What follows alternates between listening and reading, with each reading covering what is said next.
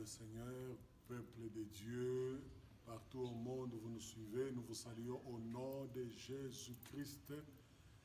C'est maintenant votre émission que vous suivez chaque fois de la mission évangélique Rehoboth, paroisse mission évangélique Rehoboth, dans la communauté des églises de Jésus-Christ, chemin de Damas. Cette émission est toujours présentée par votre serviteur, le pasteur Israël Kassenda. Nous vous recevons dans cette nouvelle tranche d'aujourd'hui qui vous sera rediffusée par notre cher bien-aimé, l'évangéliste Dakris Mpouela. Nous allons prier pour ce message d'aujourd'hui. Nous continuons toujours à parler sur notre grand thème bien-aimé dans le Seigneur que nous avions introduit la fois passée. L'Église de notre âge résistera-t-elle aux tribulations? Aujourd'hui, nous allons encore donner un deuxième point qui va vous édifier, très important. Avant cela, prions d'abord pour ce message. Seigneur, nous prions que le Saint-Esprit nous parle, qu'il touche les cœurs, qu'il évangélise, qu'il transforme les cœurs, qu'il édifie les cœurs, au nom puissant de Jésus-Christ. Amen. Voici le thème de ce dimanche, puisque notre émission est diffusée chaque dimanche pour édifier l'Église du Seigneur. Le thème d'aujourd'hui, la tribulation et l'Église des apôtres. La tribulation et l'Église des apôtres. Nous vous avions dit, dans le thème général, l'Église de notre âge, de notre période, de notre siècle, l'Église de notre ère, résistera-t-elle aux tribulations? Je vous ai dit, nous ne parlons pas de la grande tribulation. Je vous en parlerai dans les jours qui viennent, dans les émissions qui viennent. Mais je définis d'abord la tribulation. Il n'y a pas seulement la grande tribulation dans la Bible.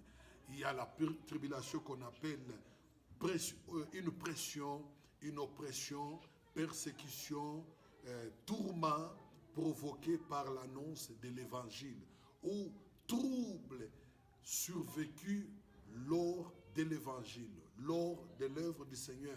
Ce sont des tribulations ou encore ce sont des difficultés. Nous allons lire la parole de Dieu dans le livre de Marc chapitre 17, Marc chapitre 4, pardon, le verset 17. Marc chapitre 4, le verset 17, nous lisons la parole du Seigneur. J'aimerais commencer par le 16e ou 15e verset. Marc chapitre 4, verset 15 à 17. Nous lisons la parole du Seigneur. Le semeur sème la parole. Les uns sont le long du chemin où la parole est semée. Quand ils l'ont entendu, aussitôt Satan vient et enlève la parole qui a été semée en eux. Les autres, pareillement, reçoivent la semence dans les endroits pierreux. Quand ils l'entendent, la parole, ils la reçoivent d'abord avec joie, mais ils n'ont pas de racines en eux-mêmes. Ils manquent de persistance, soulignez bien ça. Et dès que survient une tribulation ou une persécution à cause de la parole, ils y trouvent une occasion de chute. Lorsque survient une tribulation ou une persécution à cause de la parole, je vous ai dit que la tribulation, les persécutions surviennent seulement à cause de la parole de Christ. Les persécutions ne surviennent pas à cause des matchs de foot, d'une perte d'un match de foot ou d'une victoire. Non, ça ce n'est pas une persécution, ce n'est pas une tribulation que je parle ici. Je vous ai dit d'ailleurs que le Covid-19 n'est pas une persécution, n'est pas une tribulation, parce qu'elle ne survient pas à cause de la parole ou à cause de l'œuvre de Christ. Le Covid-19 a frappé tout le monde. C'est une pandémie qui a frappé toutes les confessions religieuses, les fausses et les vraies. Elles sont frappées par le Covid-19. Toutes les églises au monde sont frappées par le Covid-19. Les faux et les vrais. Mais la tribulation que je parle ici ne survient que à cause de la parole, à cause de l'œuvre du Seigneur. Ce sont des difficultés, ce sont des troubles, des oppressions qui n'attaque que ceux qui ont cru à la parole, ceux qui prêchent la parole du Seigneur, ceux qui servent le Seigneur. Ce sont des difficultés qui n'attaquent que cela. Alors ici, le Seigneur Jésus est en train d'expliquer la parabole du semeur. Il a expliqué ceux-là qui ont reçu la parole le long du chemin. Il dit ceci, voici l'explication de cette parabole. Le Seigneur dit, d'abord cette semence est tombée, et la deuxième partie, il dit, ceux qui ont écouté la parole ou la semence qui est tombée dans les endroits pierreux, ils ont reçu la parole, ils ont bien entendu la parole. Et puis Jésus dit, ils l'ont reçu avec joie. Mais ils n'ont pas de racines en eux. Soulignez ça. Dans les prochaines émissions, je reviendrai vous parler pourquoi ils n'ont pas de racines en eux. Et c'est l'état de quelle église. La Bible dit, il manque de persistance. Soulignez aussi ça, très important. Nous reviendrons dans les prochaines émissions. La Bible dit, dès que survient une tribulation ou une persécution, dans la version Vie Nouvelle, la Bible dit, dès que surviennent des difficultés, c'est-à-dire la tribulation, selon Vie Nouvelle, ce sont des difficultés. L'Église connaîtra toujours des difficultés, des moments de difficulté. La foi chrétienne connaîtra toujours les moments de difficulté. Vous ne serez jamais un chrétien, un fervent chrétien, un fervent croyant sans passer par les difficultés que la Bible appelle tribulation. Vous n'aurez jamais une foi qui transporte les montagnes sans passer par les difficultés, sans passer par les tribulations. Et les montagnes, là, autrement dit encore, ce sont des tribulations que vous devez transporter par la foi. Alléluia. Alors, la Bible dit, dès que surviennent des tribulations, des persécutions à cause de la parole, si toi tu as été arrêté pour autre chose, pour tes bêtises, pour tes gaffes, tu as volé les choses d'autrui, tu as pris la femme d'autrui, tu as avorté une fille. Ça, ce n'est pas une tribulation, ce sont tes péchés. La Bible dit, la persécution à cause de la parole, ces gens-là, ils y trouvent une occasion de chute. C'est-à-dire, il y a d'autres personnes face aux tribulations qui tombent, face aux tribulations qui abandonnent la parole, face aux tribulations qui se découragent, face aux tribulations qui abandonnent la foi, qui abandonnent l'Église, qui abandonnent l'œuvre du Seigneur, face aux persécutions, aux difficultés, aux problèmes.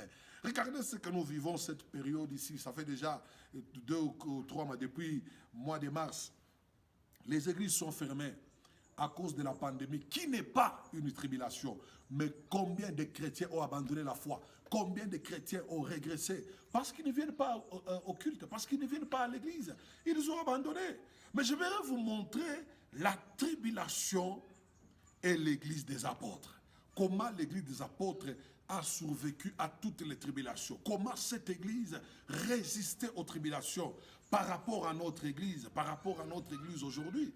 Combien de chrétiens, nous ne les voyons plus à cause de la pandémie, qui ne passent même plus dans nos églises, même dans les locaux des églises, à cause seulement de la pandémie, qui n'est pas même une tribulation. Alléluia. Et la Bible dit, à cause des tribulations, puisque ces gens n'ont pas de racines, n'ont pas de persistance, la Bible dit, ils trouvent une occasion de chute. C'est-à-dire, quelqu'un peut abandonner sa foi à cause des tribulations. Par les tribulations, il abandonne la foi, il tombe, il recule à cause des difficultés. Les difficultés de la vie sociale, les difficultés de la conjoncture. Quelqu'un peut abandonner la foi à cause de ces difficultés. Voyez dans Actes des Apôtres, chapitre 19, verset 23, il y a une histoire qui nous intéresse. Actes des Apôtres, chapitre 19, le verset 23, nous lisons au nom de Jésus. La Bible dit, il survint à cette époque un grand trouble au sujet de la voix du Seigneur. Il survint à cette époque. Il est arrivé à cette époque un grand trouble qui s'est élevé. Pourquoi le trouble là s'est élevé? La Bible dit, au sujet de la voix du Seigneur, à cause de la voix du Seigneur. La voix ici, c'est le chemin. À cause de la voix du Seigneur qu'on annonçait aux gens, on annonçait aux gens de suivre la voix de Christ. À cause de cela, la Bible dit, il se trouvait un grand trouble dans le monde. Un grand trouble face à l'église des apôtres. Un grand trouble face aux hommes de Dieu, face aux croyants de cette époque, de cette église des apôtres. Et regardez, la Bible dit, un nommé Démétrius, orfèvre fabriqué en argent, des temples de Diane, et procuré à ses ouvriers un gain considérable. Il les rassembla, cet homme rassembla avec ceux du même métier et dit, oh homme, vous savez que notre bien-être dépend de cette industrie. Et vous voyez et entendez que non seulement à Éphèse, mais dans presque toute l'Asie, ce Paul a persuadé, a convaincu et détourné une foule de gens en disant que les dieux faits des mains d'hommes ne sont pas des dieux. C'est ce que Paul prêchait. Il a ravagé, il a ravagé Éphèse avec l'évangile. Il a changé Éphèse avec l'évangile. Il a convaincu plusieurs croyants dans les dieux d'Éphèse, dans les dieux d'Anne, dans les choses, dans les dieux païens. Paul a détourné ces foules-là, il a détourné ces hommes-là, il a détourné ces familles-là avec l'évangile du Seigneur, avec la voix du Seigneur, leur annonçant la voix du Seigneur. Et la Bible dit, plusieurs personnes ont abandonné ces dieux fabriqués des mains d'hommes et ont accepté la voix du Seigneur, la voix de Christ. Maintenant, les fabricants de ces dieux-là, les sculpteurs de ces dieux-là, ont vu que non, notre entreprise va tomber. Écoutez, l'évangile de Paul était arrivé même à bouger les entreprises qui fabriquaient les dieux en bois, qui vendaient ces dieux en bois. Là. Ces entreprises ont vu que leur business vont s'arrêter. Aujourd'hui, nous prêchons la parole, mais les bars sont à côté des églises. Les bars sont à côté de nous. Nous prêchons la parole, les hôtels,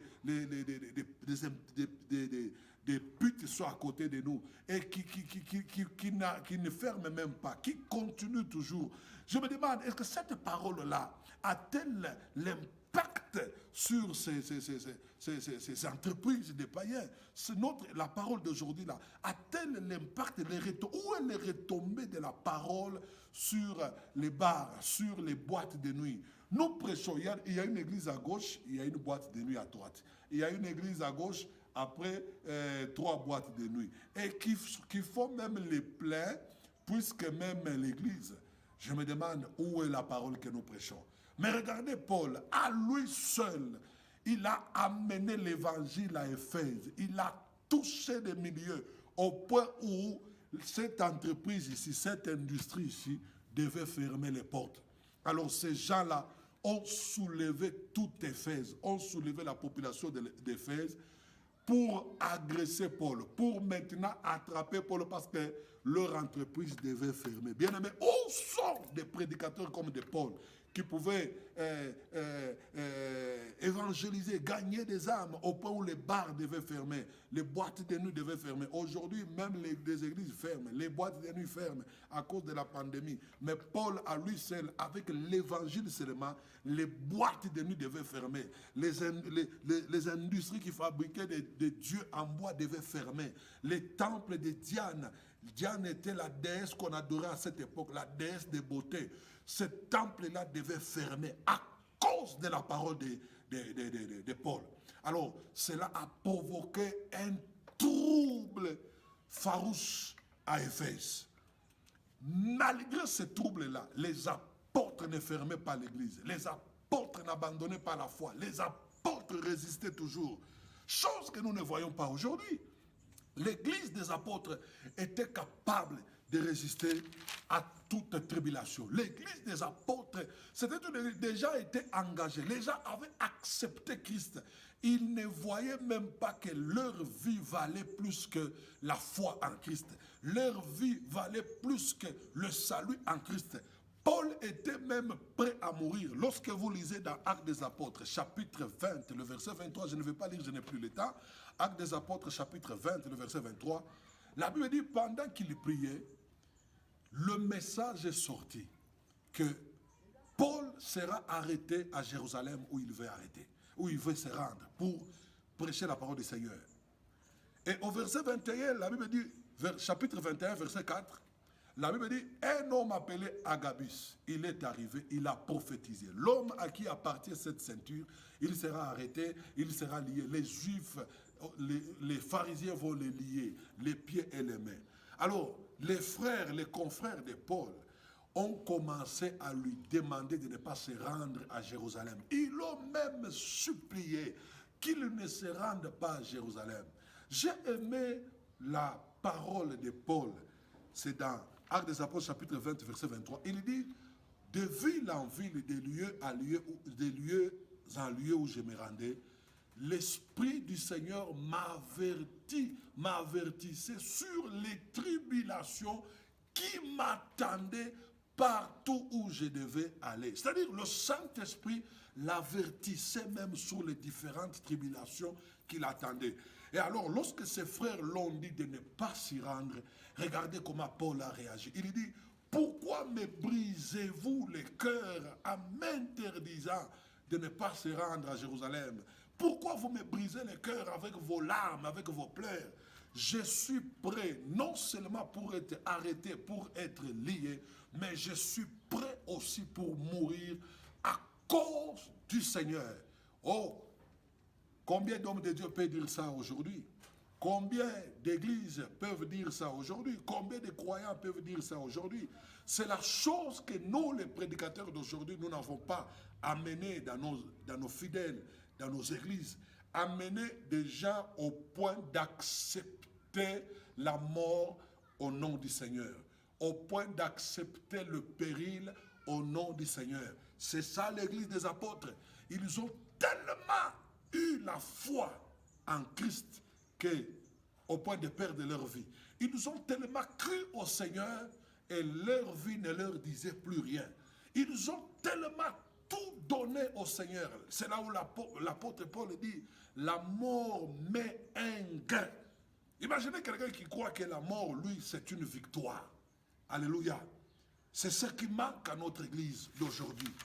L'église des apôtres, la tribulation et l'église des apôtres. L'église des apôtres était forte devant les tribulations. Regardez aujourd'hui, où sont nos brebis? Où sont nos brebis?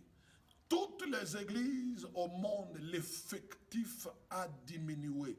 Diminué sensiblement. Combien de fidèles appellent encore leur pasteur? Or, nous ne sommes pas dans une tribulation. Nous ne sommes que dans une période sanitaire qui est aussi démoniaque, qui nécessite encore la prière. Bien-aimés, je vous demande une chose. Croyez au Seigneur.